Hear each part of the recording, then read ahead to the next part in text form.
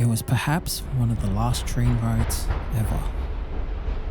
See, it was unlike any other train. This one in particular was different. It was about 6:30 a.m. as I found myself gazing through the window, watching the warm sunlight as it rose, its rays scattered amongst the valley.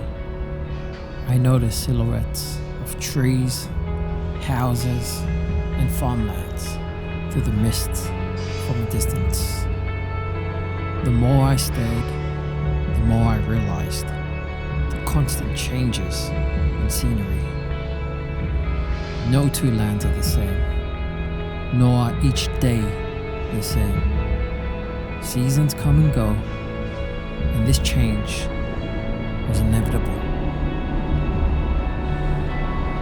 It makes you think that life is also full of changes. I see it as boarding a train. It takes you forward, and for the most part, its experiences are never identical to the last.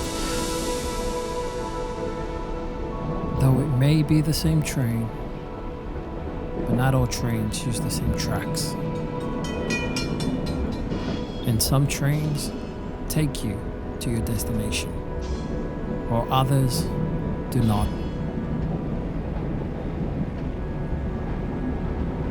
Now, what's the point of all this?